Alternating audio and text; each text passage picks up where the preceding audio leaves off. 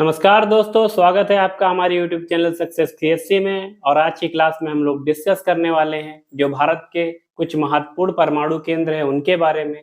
साथ साथ हम लोग ये भी जानेंगे कौन से ऐसे परमाणु केंद्र हैं जो कि ऑपरेशनल कंडीशन में हैं, कौन से ऐसे हैं जो कि जिन पर कार्य चल रहा है यानी भविष्य में जो है, या फिर कह सकते हो जो कुछ समय बाद जो है ऑपरेशनल हो जाएंगे, और ऐसे कौन से परमाणु संयंत्र होंगे जो कि भविष्य में भारत में मतलब जो है परमाणु ऊर्जा का उत्पादन करेंगे। इन सभी के बारे में आज हम लोग जानेंगे।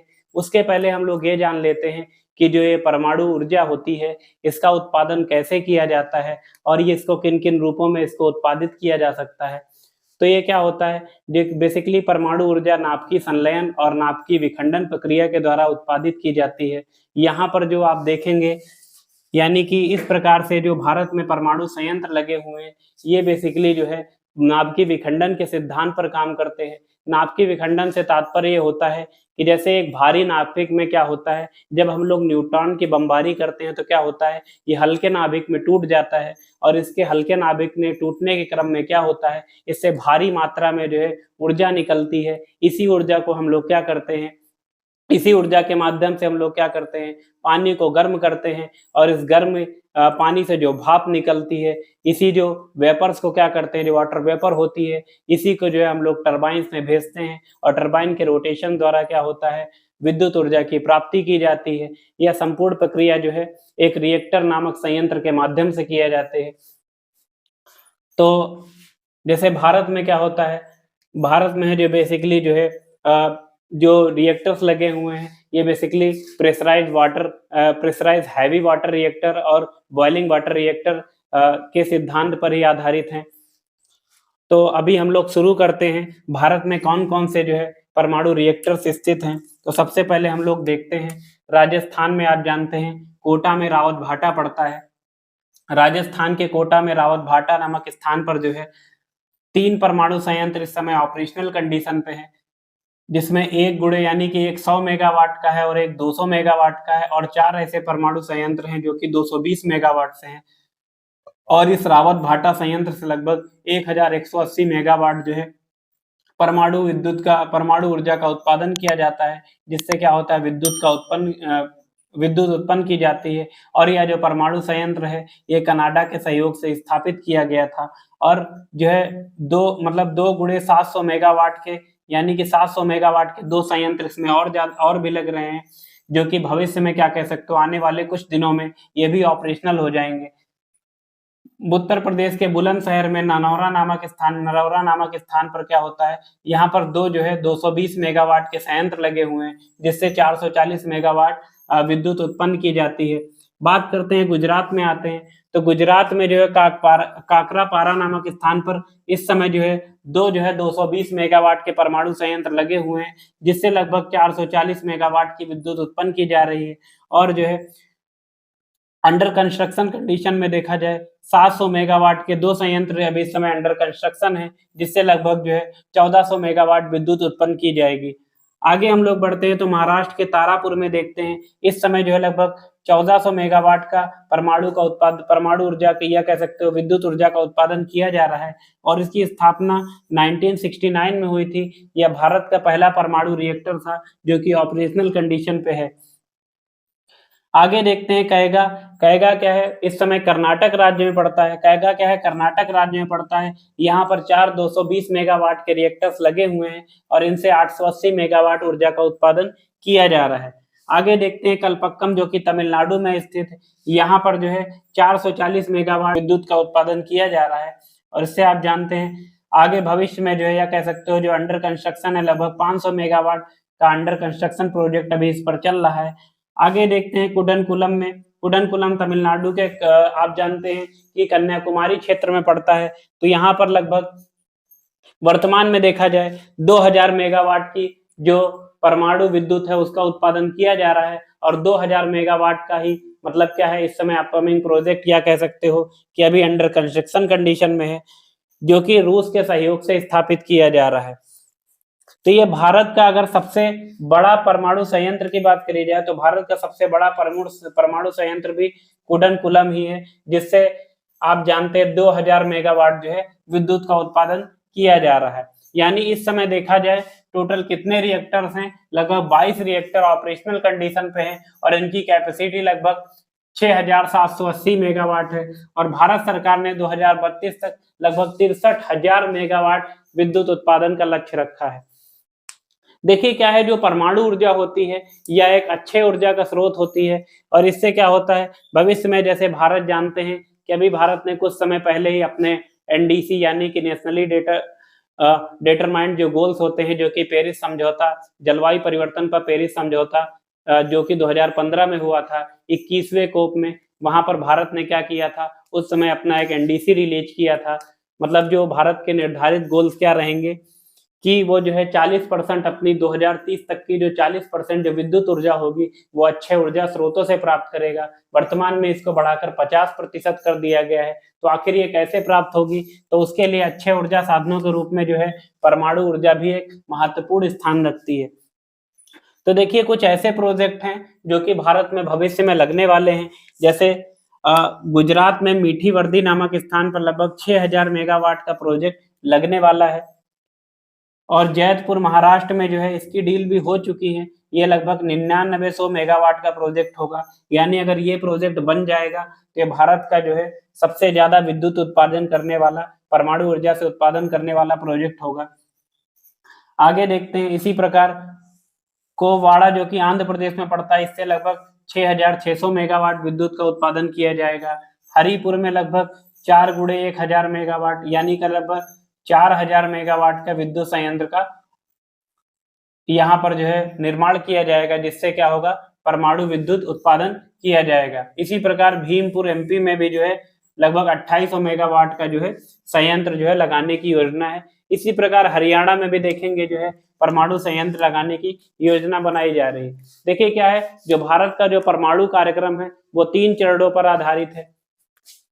भारत ने क्या किया था, जब होमी जहांगीर भाभा जी थे, उन्हीं ने इस परमाणु कार्यक्रम को डिजाइन किया गया था, जिसमें सबसे पहले बाद में देखेंगे प्रेशराइज हैवी वाटर रिएक्टर होगा, जिसपे क्या होगा, यूरेनियम 238 को हम लोग जो है एज अ फ्यूल यूज करेंगे, यानी प्राकृतिक यूरेनियम होता है, प्राकृतिक यूरेनियम को एज अ फ्यूल यूज करेंगे और इससे क्या होगा, इससे जो है क्षयित प्लूटोनियम बनेगा और साथ साथ जो है यूरेनियम 238 भी अक्षयित रूप में प्राप्त होगा। इसी का जो ये जो यहाँ पर निकलेगा, इसी का यानी दूसरे यानी कि फीड फास्ट ब्रीडर रिएक्टर में जो है एफबीआर में क्या होगा, इसी का जो है यहाँ पर जो है ईंधन के रूप में यूज किया जाएगा और इससे जो अगला चरण होगा उस पर क्या होगा,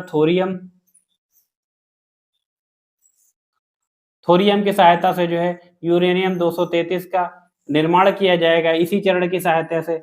और ये क्या होगा, यानी कि जो अगला चरण होगा यानी तीसरा चरण, जिसमें एडवांस हैवी वाटर रिएक्टर बोलते हैं जिसको, इसमें क्या होगा, यही यूरेनियम 233 जो है ईंधन के रूप में प्रयुक्त होगा और अंततः क्या होगा, जो यूरेनियम मतलब ये जो हमारा वाटर रिएक्टर होगा, एडवांस हैवी वाटर रिएक्टर, इससे कि किसी भी प्रकार की जो है वेस्ट नहीं निकलेगा, क्योंकि आप जानते हैं जो परमाणु ऊर्जा से निकला वेस्ट जो है, जो कि रेडियो एक्टिव सब्सटेंस होता है, ये हमारे स्वास्थ्य के लिए बहुत ही नकारात्मक होता है। इससे क्या होता है, कैंसर और कई अन्य ऐसी आनुवंशिक बीमारियां होती हैं जो मनुष्य के स्वास्थ्य के लिए प्रतिकूल होती हैं। आगे हम लोग देखते हैं ट्राम्बे के बारे में। ट्राम्बे क्या है, मुंबई द्वीप पर अवस्थित है। यहाँ पर भाभा का एटॉमिक रिसर्च सेंटर स्थित है। यहीं पर क्या लगा हुआ था, भारत का पहला अप्सरा रिएक्टर, जो कि क्या है, एक प्रायोगिक या शोध पर आधारित रिएक्टर था। ये भारत का सबसे ओल्डेस्ट और जो है भारत का पहला जो है वाटर रिएक्टर था। देखिए परमाणु ऊर्जा से संबंधित जो है कई अन्य शब्दावली भी देखने को मिलती है, जैसे यूरेनियम संवर्धन क्या होता है, यानी कि यूरेनियम का इनरिचमेंट।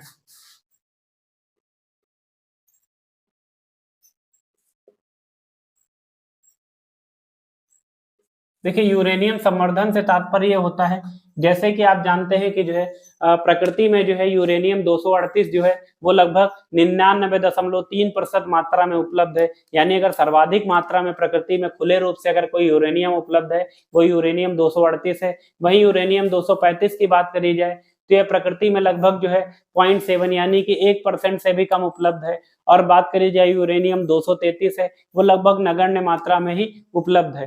तो ऐसे में क्या होता है, अगर आपको रिएक्टर को ऑपरेशन करना है तो क्या होगा, इसके लिए आपको जो है यूरेनियम 235 की आवश्यकता होगी। इसके लिए क्या किया जाता है, इसमें कुछ सेंट्रीफ्यूज होते हैं, सेंट्रीफ्यूज की सहायता से जो है, सेंट्रीफ्यूज की सहायता से क्या होता है, इस यूरेनियम को संवर्धित किया जाता है और ये यूरेनियम 238 होता है, इसको जो है क्या कर दिया जाता है, यूरेनियम 233 में बदल दिया जाता है। और इसी की सहायता से क्या होता है, परमाणु ऊर्जा का निर्माण किया जाता है, जिसको हम लोग जो है कह सकते हो कई तरीके से यूज कर सकते हैं।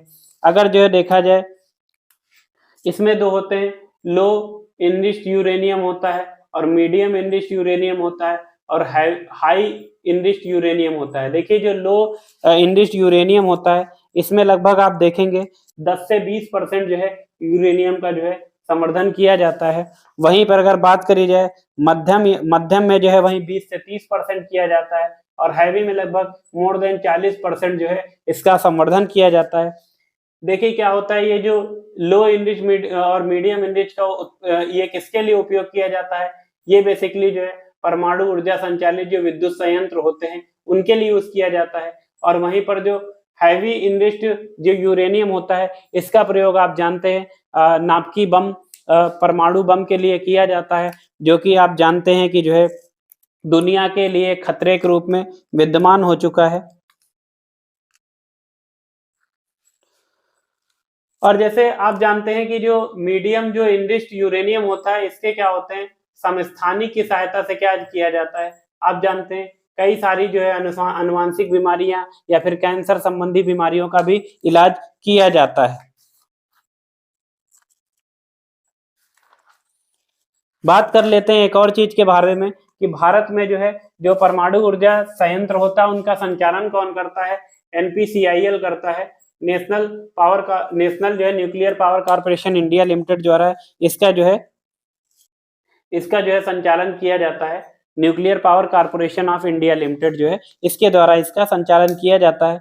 और जो है भारत में यूरेनियम कॉर्पोरेशन इंडिया लिमिटेड द्वारा क्या किया जाता है, यह एक सार्वजनिक क्षेत्र की कंपनी है। इसकी सहायता से जो है यूरेनियम के जो खादाने होते हैं उनकी भारत सरकार की देखरेख में यूरेनियम का जो है खादानों से निकाला जाता है।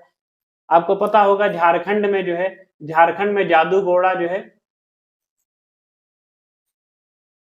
जादूगोड़ा पड़ता है और इसी जादूगोड़ा में क्या कहते हैं, भारत का एकमात्र जो है परमाणु की खादान स्थित है जो कि ऑपरेशनल है। इसके अलावा अन्य कई खादानें हैं जिनकी खोज की जा रही है और जो है कुछ जो है जिनकी खोज की जा चुकी है, लेकिन ऑपरेशन कंडीशन में जो जादूगोड़ा है वहीं से इस समय यूरेनियम निकाला जा रहा है। अन्य की बात करी जाए, जैसे आप जानते हैं कि उत्तर प्रदेश का जो ललितपुर जिला है वहां से भी यूरेनियम के होने के साक्ष्य मिले हुए हैं। झारखंड के भाटेन हो जाता है। इसी प्रकार जो है मेघालय में दोमिया सयात, यहाँ पर भी जो है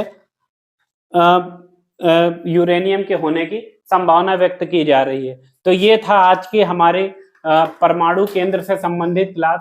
और अगर आपको ये हमारी क्लास पसंद आ रही हो तो प्लीज इस चैनल को लाइक और सब्सक्राइब जरूर करें। आज के लिए इतना ही, धन्यवाद।